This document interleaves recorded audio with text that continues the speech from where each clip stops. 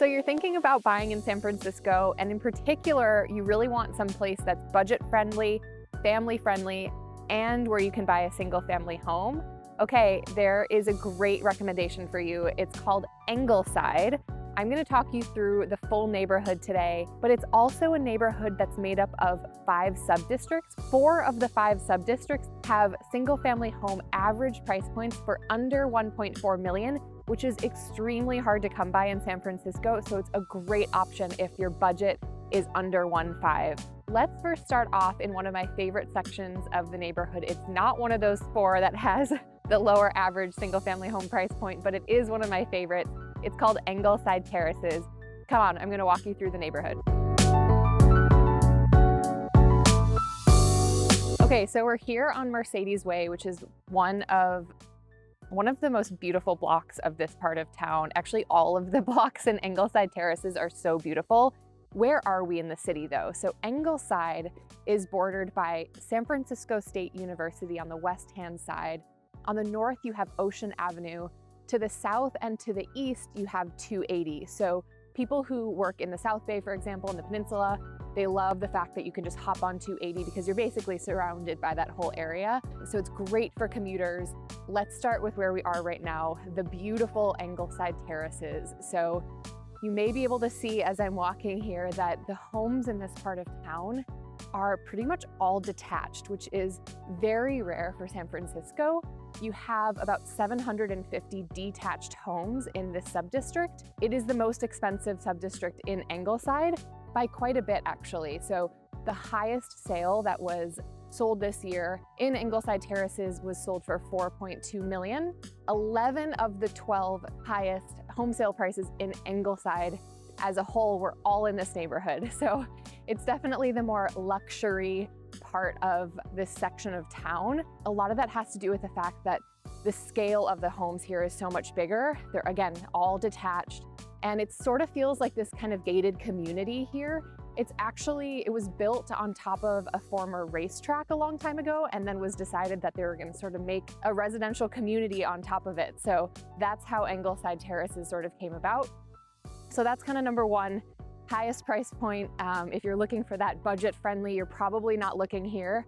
But let's say you're looking for something that you feel almost honestly like you're in a residential or suburban area when you're here because of kind of the scale of the homes, yet you're in San Francisco proper. So that's so attractive to people. I think people who maybe feel like they want a little bit more for their money than living in a Noe Valley or even a Glen Park or even a Bernal in terms of price per square foot, you may be choosing this area instead of those spots in town. Okay, so apart from Ingleside Terraces, which is sort of an anomaly in this neighborhood, we have 4 other sub-districts, and they all are sort of similar in most ways.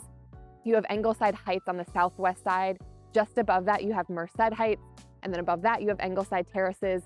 To the east, you have Ingleside proper, and then below that, you have Oceanview. So it kind of just depends orientation-wise, maybe where you want to be in Ingleside. Other distinctions are that Ingleside Heights has a few more commercial and condo properties than the rest of the area. If you know where the H Mart is, that's Ingleside Heights. And then Oceanview, I'd say, compared with the other ones, probably has a little bit of a lower price point and smaller homes than Ingleside proper, for example. One other thing that I really like about this area is you can actually get pretty good views depending on where your property is situated. So let's go over to Brooks Park, and I want to show you some of the outlooks that you get in this area. If you're looking for more videos like this one, don't forget to hit that subscribe button below. My name is Lauren Newshall with the Krishnan team, and I help buyers like you every single day in San Francisco to find their right place. If you have any questions about buying or selling, don't hesitate to reach out to us.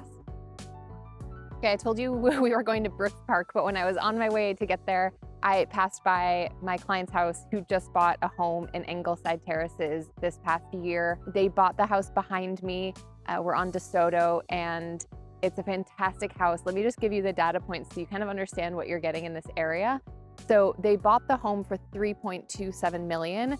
The home's square footage is over 4,100 square feet, which is very, very rare in San Francisco. That is a suburban house.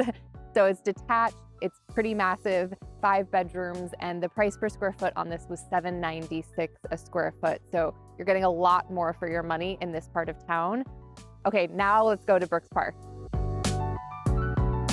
Okay, so we finally made it to Brooks Park. It's a beautiful park. It's quite small, but it's on top of a hill in the middle of Merced Heights. 360-degree views of the city. You can see the ocean. We're in Headlands.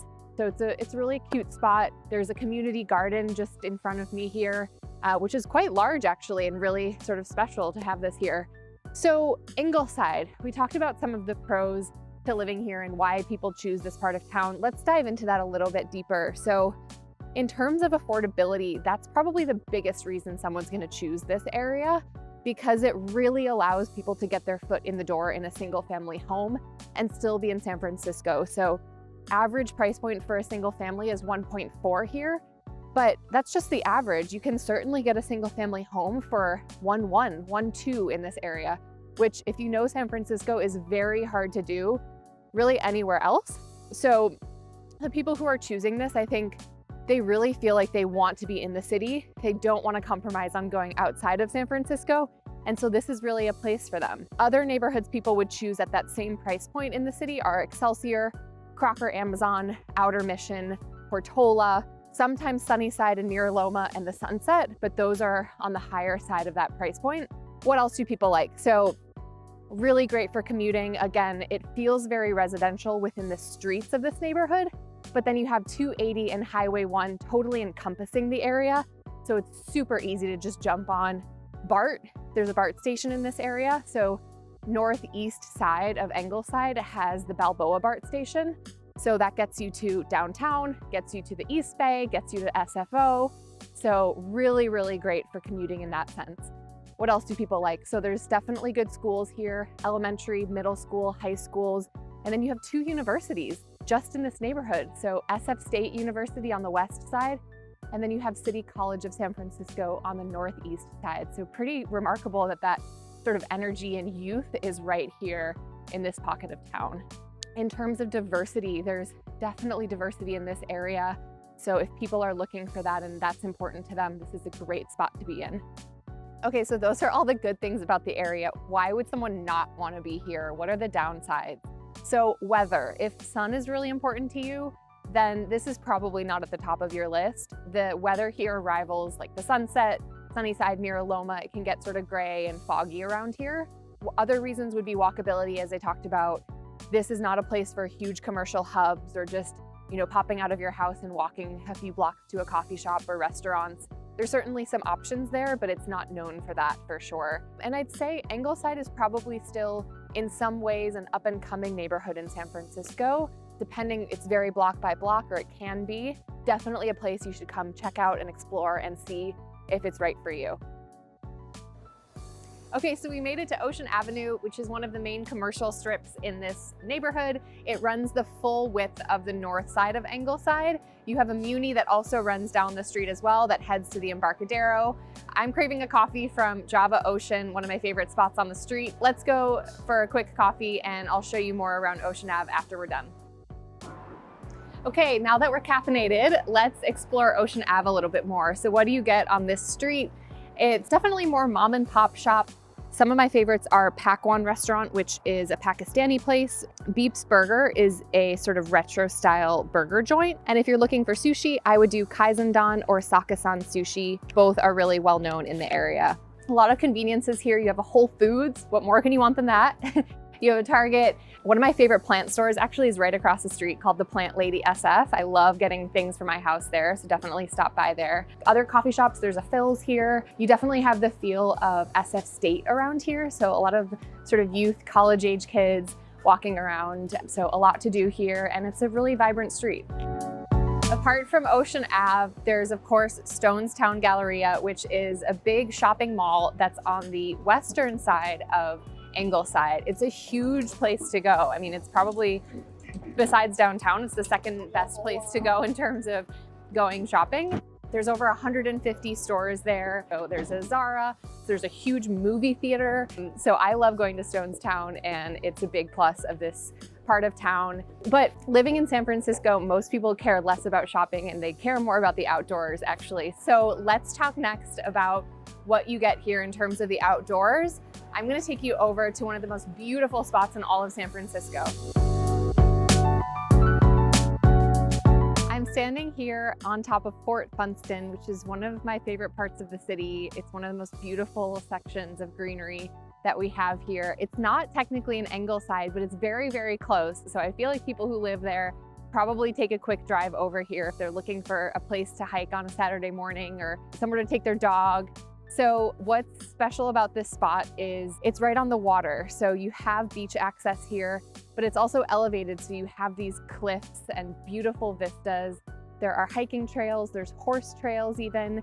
You can come here on a Saturday and just sit. There's actually an observation deck where you can look out and there will be dozens of hang gliders over the ocean. So it's a really special spot. Outside of Fort Funston, there's John McLaren Park, which is the third largest park in San Francisco and really rivals Golden Gate Park in a lot of ways because there's a lot of sort of recreational activities to do there. If you want to check out our video on Excelsior, John McLaren Park is definitely something we reference quite a lot in there. So if you want to learn more, watch that video. In terms of other greenery, I'm actually looking out right now onto Lake Merced, which is right next to Fort Funston.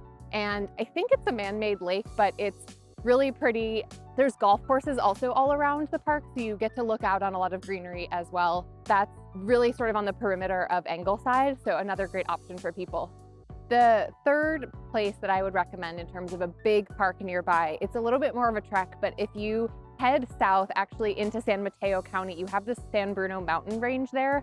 There's 4 miles, probably even more, of walking trails, hiking trails, beautiful bluffs. It's right next to the water as well. So, I mean, you're just surrounded in San Francisco by greenery and options. So I think even in Ingleside, you have them there as well. And then interspersed throughout the neighborhood, you have a lot of little parks. We went to Brooks Park, as you remember earlier, but other playgrounds, community spaces, community gardens. So you can definitely stumble on those as well. I hate to leave this beautiful spot, but I would love to chat with you about real estate stats. So let's head over to Merced Heights and talk a little bit more about what you can get for your money here if you're thinking about buying. Sitting on a block at Garfield and Victoria in Merced Heights. It's actually, I think, apart from the luxurious Ingleside Terraces, I think it's my favorite sub-district in this part of town. So we're walking down a street that's sort of quintessential for the area. And I want to talk about what you can get for your money here. What does real estate really look like and what are you buying into? So a lot of the homes here most of them are mid-century modern properties. You get a few craftsmen sprinkled in here and there. And then in Ingleside Terraces, you tend to get more of the Mediterranean revival. But in general, you're looking at that mid-century feel. Oftentimes it's very similar to think of like the layout of a sunset home where you have 2 bedrooms on top, 1 bathroom. And then on the lower level, you used to have a huge garage space, and a lot of people have converted a piece of that into additional living space. So maybe you have, another bedroom down there and another bathroom down there to make it a 3-2 property. So that's a very kind of typical home in this part of town. Again, a lot of people who are buying here are oftentimes priced out of single-family home in maybe more central neighborhoods of San Francisco or well-known areas of San Francisco, but they prefer a single family home to getting a condo or a TIC in a more kind of centralized or commercial, busier part of town. They're okay being away from the action because they want their foot in the door in that single family. In talking about specific price points, so if we took all of Ingleside and took average cost for a home here in 2023, so we're in December right now, so we have a pretty good snapshot for what happened this year. 97 homes sold in this part of town. And the average price point for those was about 1.35 million. But that data is skewed a little bit because Ingleside Terrace, the average price point there is closer to 2.5. So that's really skewing that data. So if we were to just take that completely out of the picture, we're looking at closer to about $200,000 less for an average of like 1.15 million for those other 4 subsections of town. Let's compare that to some other neighborhoods in San Francisco. So that's pretty comparable to like the Excelsior. They're pretty much neck and neck there in terms of averages. This cost here is a little bit higher than Crocker Amazon, Outer Mission, It's about $400,000 less than the average in the Sunset and about $200,000 less than the average in Sunnyside. So those are kind of comparable neighborhoods that people think about, but you're getting a lot more for your money here. So you're really trading that central location for just the fact that you get a single family and a little bit quieter atmosphere here. Okay, so I want to give a few more data points on this as well. So in terms of ranking those 5 sub-districts, Ingleside Terraces, it's $2.5 million at the top in terms of average, followed by Merced Heights, where we're standing today, then Ingleside, followed by Ingleside Heights, and then Oceanview in last place, which is closer to 1.05 as the average price point. The average square footage for our home here is 1,350 square feet, and you're looking at sort of the high 700 a square foot range in terms of price per square foot. Again, this is kind of taking out Ingleside Terraces. Ingleside Terraces is more in the high 800s a square foot range, and you're getting larger homes there, of course, as well. That's the breakdown of Ingleside. If you have questions about the neighborhood, we'd be happy to help you or give you the grand tour. If you're looking for something similar to Ingleside, but maybe you have a little bit more room in your budget and a single family home, but being on the south part of the city with good commuting is important to you, check out our videos on Sunnyside and Mira Loma neighborhoods. They're a very good second option, again, if you have a little bit more room in your price. We would be happy to help you on your real estate journey if you're moving to San Francisco or you live here and you're looking to buy. If you have any questions, give us a call or email us at hello@ruthkrishnan.com. We'd love to give you the grand tour.